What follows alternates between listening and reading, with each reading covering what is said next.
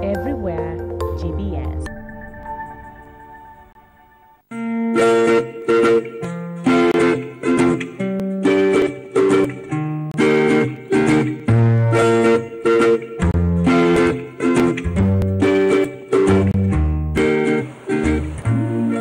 My father opened a radio, and that time there was a dance, a Somali dance. When I was feeling very sweet, I was like any other person. I grew up, but in the age of 10 years, I became a deaf person. What moved you to decide to be an advocate of people living with disability? Deaf are like any other person. I know because they know is very near to me. Yes. For example, you can see all TV stations have sign language interpreters. Yes. So people feel like they see, who is this person? Is he or she mad? Is showing his arms? Yeah. Only I wanted to just to show that I'm equal to any other person. All right. Some are not communicating well. Some are throwing their arms and you cannot understand what they are saying. Hello viewer, and thank you very much for joining us on The People Show. As always, here at The People Show, we bring you stories of real people who've lived real lives. Our guest today served 12 years in prison, in 3 different prisons actually. He was handed a sentence to hang. Thanks to the Kibaki regime, the sentence to hang was commuted to life imprisonment. After that, he appealed, and the appeal got him 10 years in prison. Being a trained teacher himself, in the 10 years that he served, he then decided to do something. When he looked at the learning conditions inside prisons, he decided that he had to do something to change these conditions. And that is exactly what he did in all the 3 prisons that he served.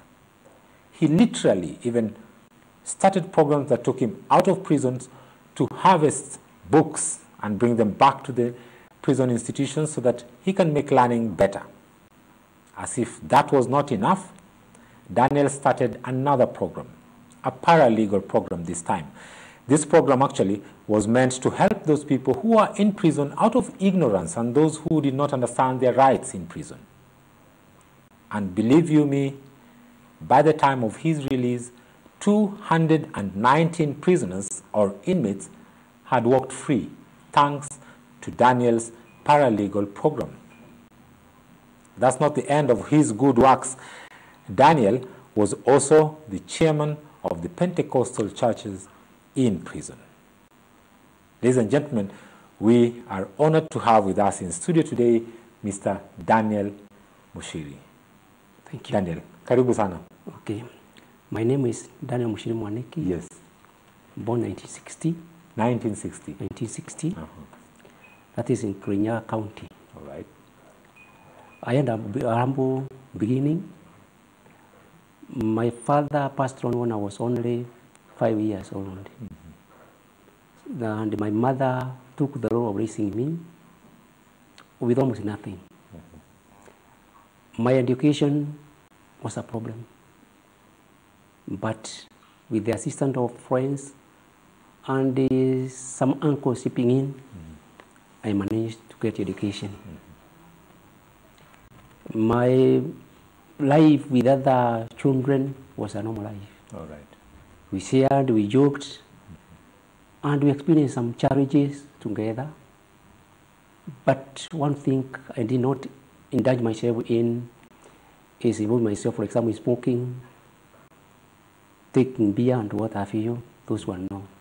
The influence was there from peer groups, but that one I said no. Realizing that my mother, the way my mother was suffering, I realized that was not the best way to go. So I can't remember having given my mother a lot of problems in raising me. I had some other siblings, totaling, below me that is totaling around 6. 6 siblings. 6 siblings. You're the first one? On the side of male. We had another sister. All right. She did not manage to have education. No. But being the older male child, managed to get education, and the burden of raising my sibling on my shoulder. That's exactly what I did. Yes. After that, after my school life, I got a job. I taught for 4 years. Eventually, I got a green patcher. I went to Mombasa, and I got a job with the KPA, Kenya Port Authority, All right. where I worked. Till my, at KPA, you worked as a what? I was in Department of Finance, accountant, right. but that is an accountant. All right. Yes.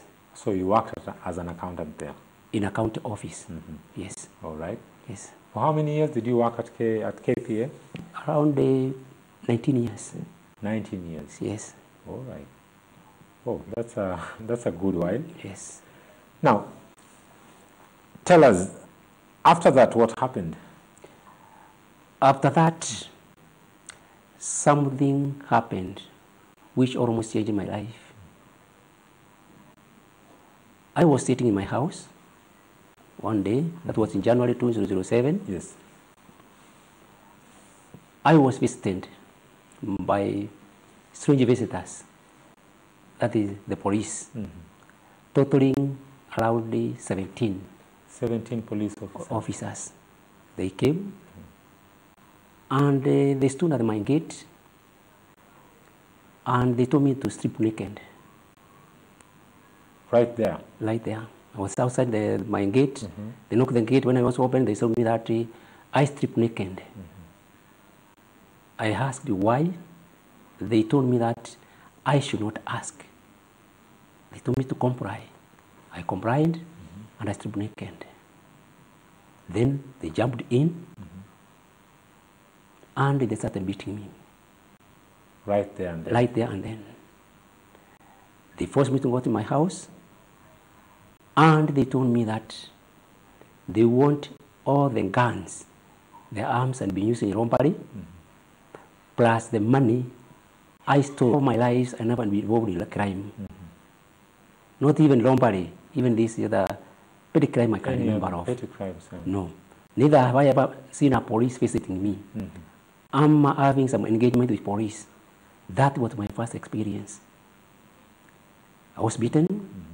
They searched my house, everywhere. They found nothing. Really now know that they had bad intentions. All right. So what happened is this. After the ordeal, charging and beating and what have you, they took my photographs. Yes.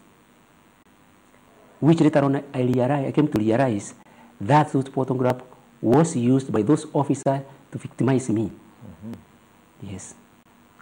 Which I came to realize when I was taken to prison. I came to learn that those pictures were used to victimize me, that I was involved in robbery. But really what happened? I was in prison, cut of my neighbor. My main neighbor, who happened to be a romber. Your neighbor? My neighbor, immediate neighbor. He was a romber. And he was involved in robbing that Avenue Bank, Mombasa. Right. That was in 007, January. All right.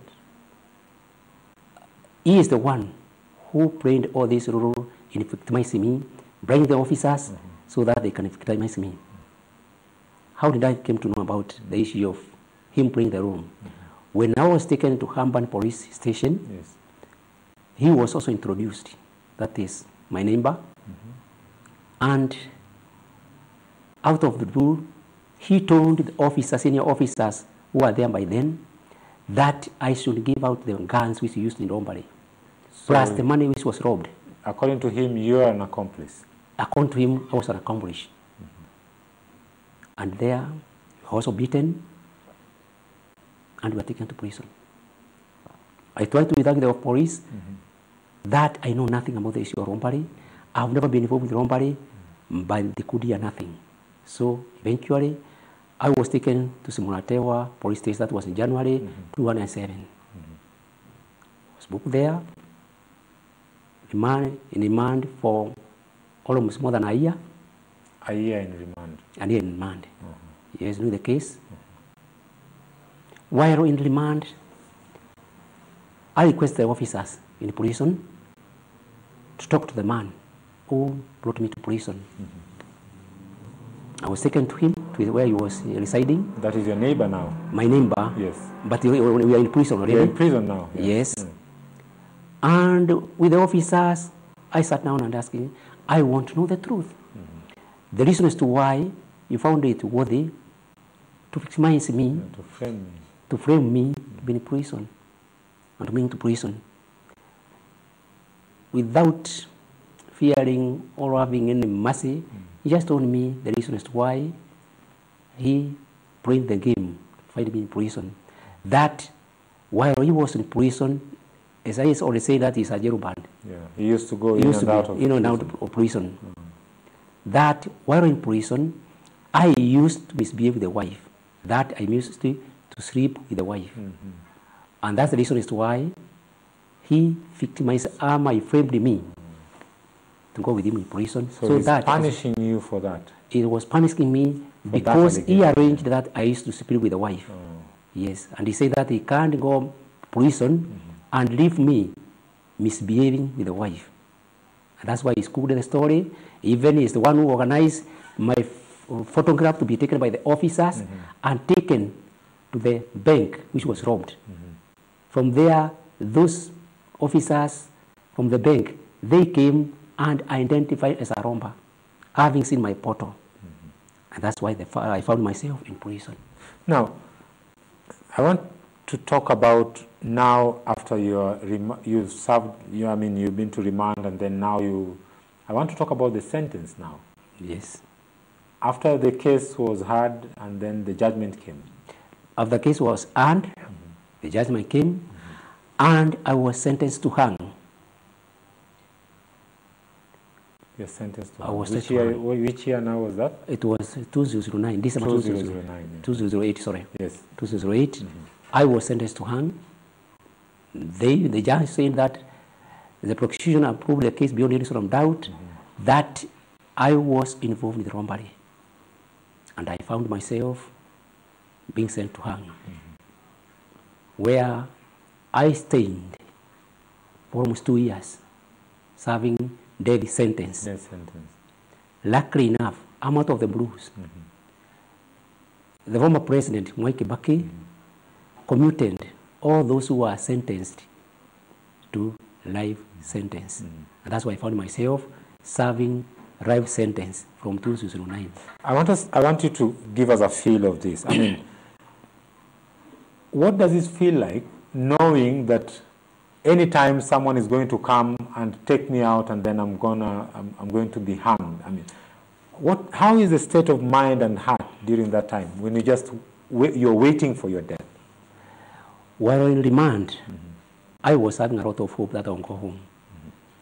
But when the death sentence was pronounced by the judge, by magistrate, I cried. I was worried. I thought about myself. I thought about my family. I thought about my mother.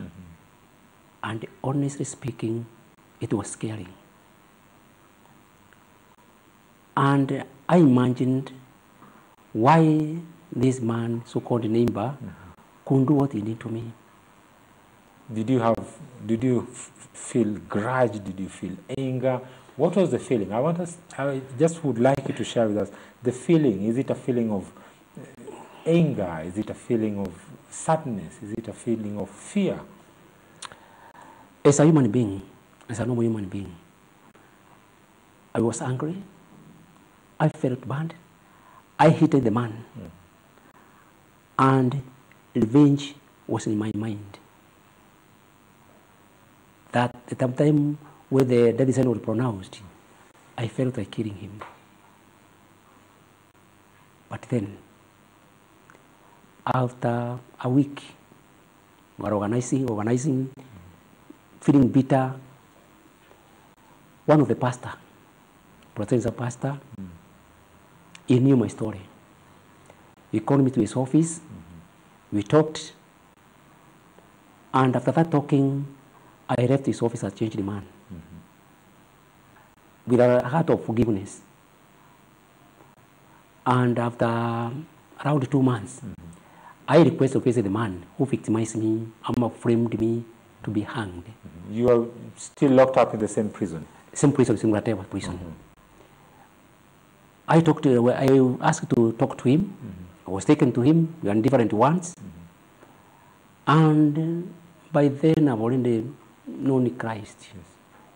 I've already gone in the few courses in Bible study. And I've already known the issue of forgiveness. I talked to him, I visited him, and I told him, my brother, what you did was wrong. The crime you criminalized for, I didn't commit. I was not born with my wife, I fell with your wife, but I have forgiven you. Did he admit of being wrong? Did he show any kind of remorse during that time? Honestly, what was his reaction? His reaction was negative. In fact, what he told me is that I was lucky that I'm in prison. Otherwise, if we had stayed outside, he would have killed me. Those were his words? That was his word. But I had already changed. He told me, with all what you are saying, I have forgiven you unconditionally. Yes. You mentioned something to me before we started the show, that when you spoke to him, later on, he was kind of falling ill every now and then, and you were there supporting him and helping him? That is it. As I said, this man was a diabetic, high blood pressure, and the other funny diseases. Yes. He used to fall sick now and then.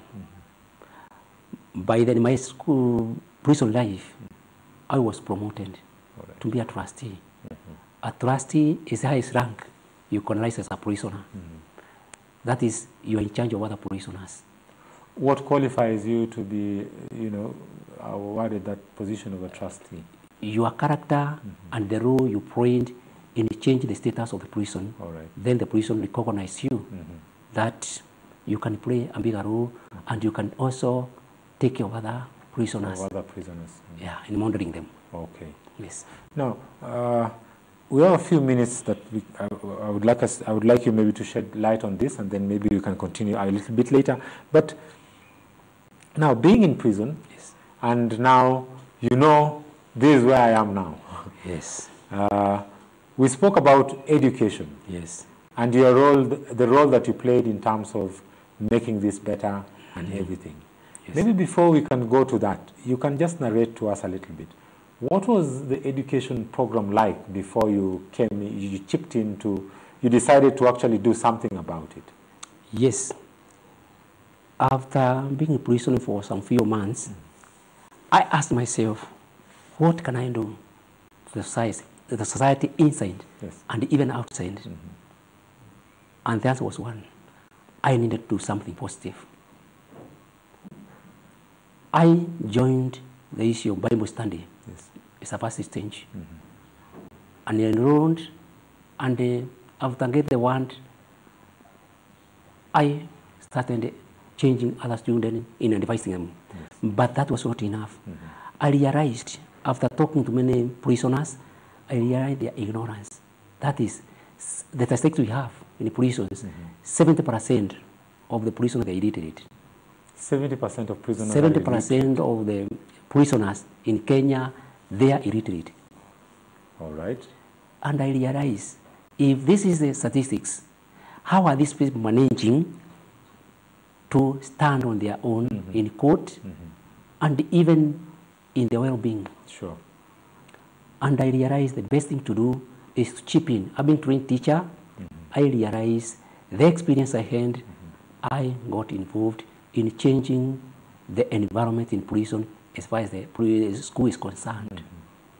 First, I realized the school was not funded by the government. All right. And I think up to now, the school in prison, they are not funded by the government. They don't have any budgetary allocation. So I realized the best to do is to think on how we can get facilities from outside prison That's why I engaged the outsiders to call facilitators. Through my connection, I've been in Mombasa for some time. I knew some people. Through the assistant of the officer in charge by then, Madam Chuma and Madam Kereri, we managed to talk to other people outside, and we had book harvesting from different organizations. And through that initiative I initiated, we managed to get resources. All right. Then, by then, only few prisoners were enrolled in schools. I talked to the officer in charge. She was positive, and even those people who are categorized as if they were supposed to be enrolled in school, that is capital remands, ordinary prisoners, and even those who are serving life sentence, I talked to them, I had come coach with them, and they enrolled in school. They agreed to enroll. They agreed to enroll in school. Well, Mr. Daniel, I want you to hold that thought, because I want us to take a short break, but then when we come back, I would like us to talk a little bit more about that. And then also I would like you also to shed more light on the paralegal program that you started while you were in there. Viewer, if you're just joining us, you're watching The People Show. If you have any comments, suggestions, or opinion, you can send us an SMS on 21144. 21144 is the number, or you can drop us an email on info@gbskenya.com. Today we are talking to one very special guest, Mr. Daniel, and he's sharing his story behind bars for 12 years and the good things that he did there itself. We take a short break now. When we come back, we bring you more.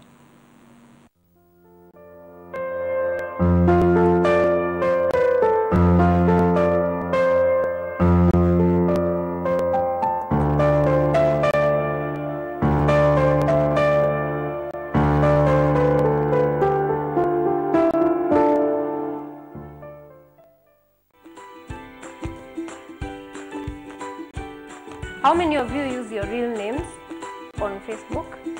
Wengine ni sweetie pretty.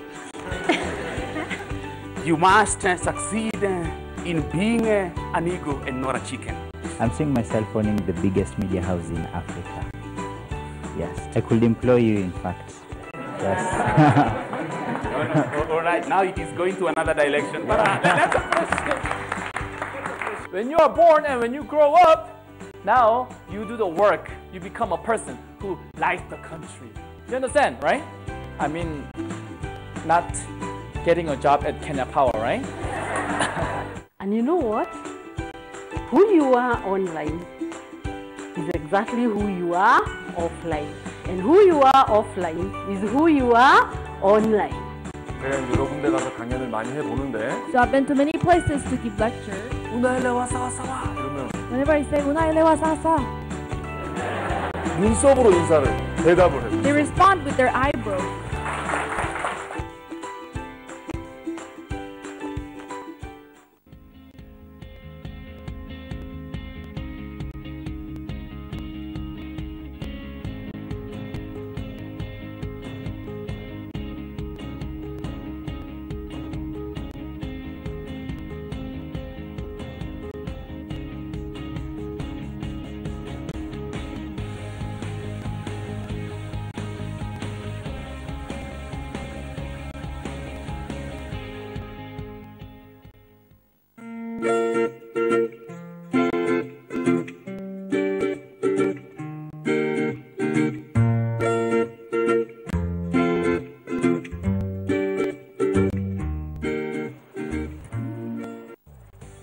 There is a card that makes paying for almost everything easy like ABCs. No need to make trips to the ATMs to withdraw money or carry cash around. That's the Equity Bank Visa card, accepted everywhere you see the Visa sign.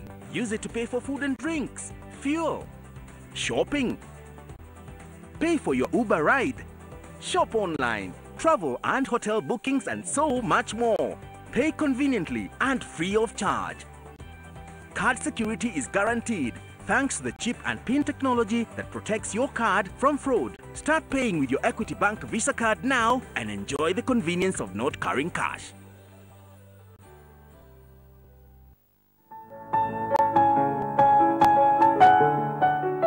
People have dominance over themselves. Why? Daddy, no money. Give me money, I'll buy for you. Daddy, I said I don't have money. Hey, I know, Daddy. Can the Ethiopian change his skin? Or the leopard its spots? 예수님이 우리의 모든 죄값을 다 지불하시기 때문에 예수님 다 이루었다라고 말씀하셨잖아요. So Jesus paid for all the wages of our sin. That's why he could say it is finished. Yesu alipa mshahara wa dhambi ya deni zetu lote, ndiposa akasema kwamba imekwisha. Everyone, God is like the supercomputer. Upendo wa Mungu ni kama hii supercomputer.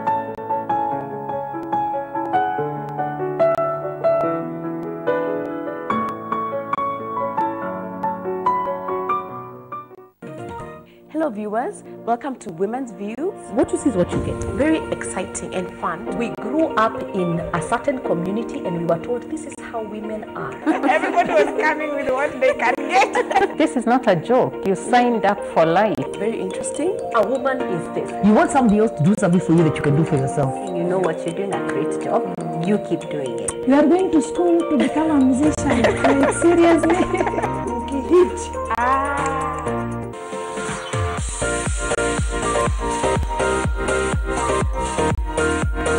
The show airs every weekday from 11 a.m. to noon and is repeated every evening from 7 to 8 p.m. I look forward to seeing you there.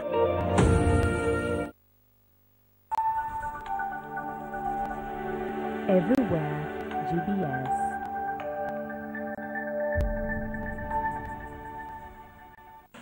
Welcome back, our viewer. If you are just joining us, you're watching The People Show. Here we bring you inspirational stories of real people who live real lives. Today with us, our guest in studio is a man who served 12 years in prison, handed a hang sentence, which was later commuted to life. After his appeal, he got 10 years. And in those years that he was in prison, oh my, he did a lot of work that you can imagine that one person was actually able to achieve behind bars. Before we went for the short break, Mr. Daniel was just telling us about the education program that he began in prison. Now, you're just telling us about how you are able to enroll even those people who are left out of the program into the program. Yes. Maybe you can carry on with that. Yeah, as I was saying, there were some categories of prisoners who were not supposed to go into class or join school. Yes. For example, even those people who were sentenced to hang. I felt the hanging issue because I was also one of them. Yeah, you were one of them. So I talked to the officer in charge by then, Wanini Kareri, later on joined by Madam Shuma, and the young queen. Whoever is interested in learning, they should enroll. Sure. From there, I took the role of visiting these prisoners, either once, wherever they was, so that I can introduce me, tell them how they can enroll, and the gain they were supposed to get after getting education. Sure. And agree with me, my brother. By the time I was leaving Simunatewa, we had a capacity of more than 300 students enrolled. 300 students enrolled. By the time I was joining, we had only 30 students. By the time I was leaving, we had more than 300 students. So the number grew like 10 times? 10 times. 10 times the number by the time I leave. Yeah. But then there's something else that you're touching, that you had mentioned to me. Yeah. The plight of young inmates. Yes. Some of them you termed as almost like underage or minors, if I'm rightfully. Maybe you can share with us a little bit about how you are able to help them as well. Kenyans, parents, the guardians, and those who are watching me today. Prison life is hard. And more to these young children. As you know, Ama, you have heard, in prison, we have this behavior of sodomy, the so-called gayism. Small boys, young boys, they are turned to women. In fact, they are referred to msichana wangu by the older prisoners. So, having realized the problem affecting those children, I talked to the officer in charge on how we can help those children, young boys. And we agreed that we prepare a ward, a special ward, with the special facilities, so that they don't mingle with the other prisoners. So that they are separated. They are separated from the other prisoners. That one I succeeded. We managed, the officer in charge agreed. We had a separate room, number one, with a capacity of 200 prisoners, young boys. And from there, they were given special diet. Not only that, we agreed, the officer in charge, that all of them were supposed to enroll in school. So I was taking them, that I take those students early in the morning to school from their ward. After morning session, I take them back. They have their special meals, which was so successful that they could not manage to mingle with the other prisoners. And for the 2.5 years, it was so successful. Unfortunately, when I left Simulatewa, that program was killed. They were told to join them because they are prisoners, they committed crimes, they killed, and the result is there. Now, as I stand here, as I sit here, AIDS plus other STD diseases, they are very high. The rate is very high in prison. People are dying. Those young children are already infected. So it's a chaotic state we are in prison, and the Kenyans watching me. I think, and even to the government, something deliberate has to be taken to consideration. Otherwise, we are killing the society. And this is because many people don't know about their rights. But speaking of rights, the paralegal program that you started, which year did you start the paralegal? And what drove you to start the paralegal program? It was in the year 2009. Okay. Having gone to court several times during my case, my hearing, I realized watching the other inmates represent themselves in court, I realized there was a problem, a big problem, that most of those inmates, they couldn't express themselves. They couldn't stand looking at the magistrate plus the prosecutors, and they arguing with them. They felt intimidated. They felt intimidated. Don't know the law. They don't know the law. They don't know their rights, and they realized something deliberate has to be taken into consideration. I have approached through intermediary one man by the name Yokabi, the former women representative of Nyeri County. By then she was ending Kituo cha Sheria. Not only her, I also approached Muhuri, an NGO, human rights organization, to chip in.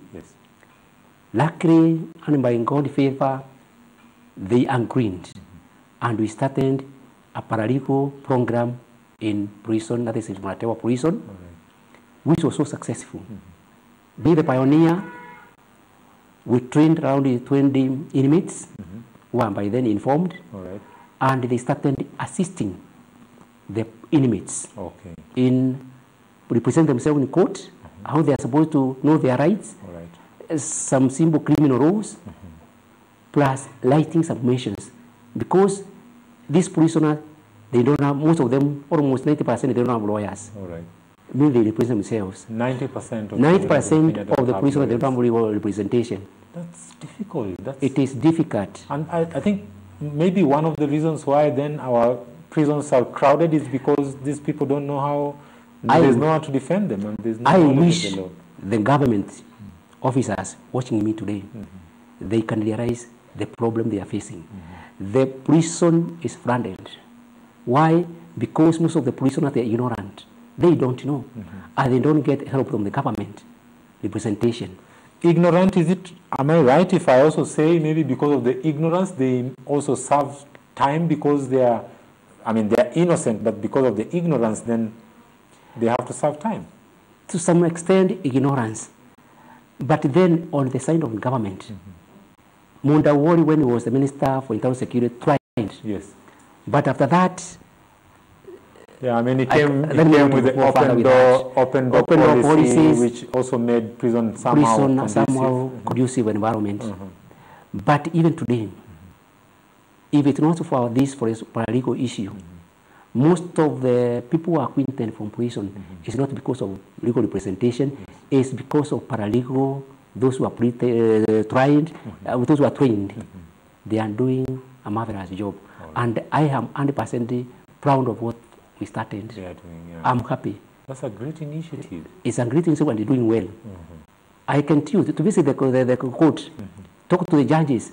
Most of the submission they are getting from inmates who are trained paralegals. And they are doing well. So I'm leaving, I left the prison so high. That initiative has played a role. Knowing that you did something for the people in there. On my own, I've written several submissions. Out of several submissions, I have 219 inmates acquainted because of my representative. 219. Whose submission you wrote? We wrote. And they got the acquittal. They got that favor and they were acquainted. That's amazing. Yeah, that's what I did. That's amazing. I'm proud of that. And I left a group of prisoners who are doing the same. There are many. And now it's spread all over the country. So I can say, those who are doing it, God bless them. Now, I would just like to maybe ask, because for interest of time, we cannot really speak about everything, but as you do this work, and as you lived in prison, what helped you to overcome the challenges that are in prison? Because for you to forget about yourself and start thinking about other people, I mean, that's huge. There must have been a particular mindset that you applied while you were in there. Change of attitude. I realized, and I agreed that one in prison, and I realized that God gave me the chance that I can also help the society. Because I realized if I help the prisoners, I am also helping their families, and the society at large. So, and I realized because, as I said, I accepted Jesus Christ as my Savior. So the issue, the element of Christ in me also helped me to chip in so that I can help the society. And so far it has helped me to change the environment. Committee Maximum Prison is one of the prisons that did very well, especially when it comes to education. I want to take you back to the issue of education. Committee medium. Committee medium, yes. I beg your pardon. Yes. How long did you stay in committee medium? 4.5 years. 4.5 years. Yes. Tell us a little bit about what you did with the education program there. When I came to committee medium early 2015, I found the school having only a capacity student ranging to 15 students. 15. And I couldn't call it a school. So just another school. Another people just idling. Yeah. I realized this is not going well. I started by talking to students. Yes. Luckily enough, there are some people who are transferred from Manyani, from Simunatewa. They knew as a principal. And when I arrived, the principal by then hoped them to retire so that I can take the role. So in weeks' time, I was given the role of principal. All right. The first thing I realized that there were no facilities. Okay. And now mobilizing book harvesting, I tried, it failed. So I started, because by then I was also the chairman of Protestant Church. Yes. I was given that role. I talked to various churches, and they started donating books, other stationary basic requirements, and I got the material. From there, I realized that is not enough. I started a project, a rabbit project, which is doing well. By the time we were living with the 300 rabbits, we used to sell those rabbits. Then we found other requirements pertaining to school. So you guys manage your own books, you know, we sold this much, we have this much, then yes, we buy we used to have money. We were selling those rabbits, being supplemented by the churches. We are okay, and that's why we managed. For the last 3 years consecutively, we managed to get the highest mark student in the prison department. Yes. That one is, the record is there. They are there. Last year we had a student with 411. 2017 we had 413. The previous we had 396. And all that we are leading. Wow. And I'm proud of that. Doing better than even students who are outside, some, I'm sorry, but some even in private schools. And they used even to come to visit us. And they also to learn, how are we doing with the environment? But how did they manage to do that? First of all, talk to inmates. And the change of attitude. And I was informed them that this was the end of the road. Yes. You have another life to live. You have to have a change of mindset, change of attitude. And also introduce, in fact, when you go to committee medium, Knowledge, there is a motto we have. Knowledge in virtue. First of all, you have to have a character for you to succeed in life. And they bought that motto. And they changed the character. Second, I introduced them to Christianity and to religious issues. Yes. We used to invite religious people to come and talk to them. All right. So apart from getting secular educations, they also got spiritual guidance. Yeah, spiritual so combining them, yes, we managed. Then you have a whole person. A whole person, yes. That one I do well. You know, most people think that when you go to prison, that prison is like, I mean, when you go to prison, then there's no hope. What keeps people alive in hope? First, most of the prisoners, they have hope of one day going. Even those who are sentenced to hang, life, even these ordinary sentences, they have hope that one day they'll go home. But somehow the prison are surrounded in quote confusion. To an extent, instead of having an environment which can help students, so inmates to change, they are doing almost nothing. Sorry to say this, the administration, but it's a fact. Why am I saying this? Most of the crime in prison, inside the prisons, there is drugs. Anything you want to get, you can get in prison. Yes, drugs, any type of drugs you can get. Mobile phones. There are plenty. This, you hear somebody has own A, B, C, D, is done in prison. You know, done in prison. The worst part of it is the issue of sodomy. You mentioned. More than 50% of inmates are involved in sodomy. More than 50%. And out of those involved in sodomy, they are sick with these STD diseases plus AIDS. So now I'm writing to ask the government and even those who are listening. In a capacity with, for example, 1,000 inmates, then 50% already involved in this. And almost 70% of those involved, they are sick. What are you getting? You can do your own calculation and get the site we have in prison. It's serious. And why is this happening? Because the administration then who are there, they have let that role to the religious department to do the monitoring and the rehabilitation.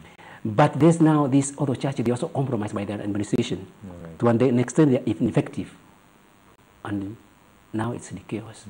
Yes, that's a fact. There's one time, I think I was attending a mind education session, and one top officer came and actually confessed that there's a time when the government, during the time of Moody Awori, the government employed clergy to come in and help in the same, rehabilitating the inmates, but then later they stopped it again officially because they realized that, again, it was the clergy who were ferrying drugs and all these kinds of things from outside. And, I mean, then what's the hope of these inmates in terms of change and making them better people? First, that was a total lie. It's not the issue. The drugs and what other connotations they employed by the officers. That's a fact. Prisoners, they can't go to buy drugs from the shop. They can't. Any other connotations they can't buy. They are brought by the officers. Number two, when they realized that these so-called grunges, first from outside, who are not in the system, they were exposing them. They had to be phased out. Number two, now they have grungy who are also staffs. Who are staff, yes. And most of them, they are junior officers. The chaplains and... The chaplains and what have you, most of them, they are junior officers. Constables, most of them, they are constables. They can't do anything because they are intimidated by their seniors. Meaning, if today the government want to help, for example, the clergy, to play their role, these officers who are given the chaplaincies, and they are just constables, they are intimidated by their seniors, they can't do nothing. You know, they say discipline bosses. At least, if they can't do nothing, something about that, might be, there will be a positive change. But at the moment, I think so their promotion or revisiting and allowing those who are not officers, who are not answerable to the senior officers, Which one would work better, in your opinion? In my opinion, these officers, if they are truly courageous, yes, they understand the inmates very well. Better positioned. They are better positioned with the inmates. So my advice is, if these officers, the so-called courageous, can be promoted to a certain level, so that they can fit with the administration, they can sit down and argue with the administration. I think things can change positively. Now you've left prison after 12 years. Yes. And you're going back. What are you going back to? What are your plans? That's a hard question. Luckily enough, I have people like you. They know my role. We have dealt with you in prison, different churches, and I also have my certificates. Specifically saying that I'm going to do ABCD, I'll take my time to January next year. From there, this is just a time to relax, study the environment, then from there, God will guide me on what to do. How does it feel like? I mean, the day that you are told, now, today, Mr. Daniel, you're walking out of that gate in civilian clothes. How was your heart? Can you try and express the feeling that you had on that particular day? God worked in a miraculous way. Wednesday before my release, we had a farewell party organized by churches. Something in history I've never seen it happening. So I realized that, so people were realizing what I was doing in prison, and they appreciated. The farewell almost made the prison to a standstill, enjoying and having fun. Your farewell party? My farewell party. It's like a big part of them being chucked out. The way I am, these clothes were brought by Nene. I don't look badly off. They were brought by different friends, clergy, fresh people, and what have you. It was a lot of fun. I enjoyed. Come the day of my release, the same people came. The doors were opened. Out of that door. Yeah, I wish you could have won another channel. Yeah. It was so lively. I enjoyed, I cried. My families were there. My family, well, they came to Ishmael to take me home. The administration, they also sent their representatives, not only to Kirinyaga, where I come from, they also took me to Mombasa. The churches frontiered. They took a vehicle. There were a lot of people. We went to Kirinyaga. We had a lot of fun. We went to Mombasa. We had a lot of fun. Wow. And even today, I'm sitting in your office, extending that courtesy, that favor, and all this is from God. It's not me. When I gave my life to Jesus, He has given me that favor. Even all what I did in prison, it's not me. It's God. Lastly, I will say this. You people, the press, the government, please visit the prison. Prison needs you. There's a lot of challenges in prison. There are things which are happening, which the outside world they don't know. I wish you can train people who are ex-prisoners, and they can take that mantle of helping the government to change the environment in prison. They understand the prison, they understand prisoners, they understand the environment, they also understand the administration in prison. And I think if well handled, can have a positive impact into our prisons. Otherwise, we are overcrowded, and the reason is why we are overcrowded. The president is talking about the issue how we can reduce the only capacity in prison. We have many ways of reducing that capacity. First of all, the ignorance in prison. Second, the issue of petty offenses. There are a lot of things we can be done to change the way things are in prison. Thank you. Thank you very much, Mr. Daniel. Well, that was an inspiring story. We come to the end of our program today.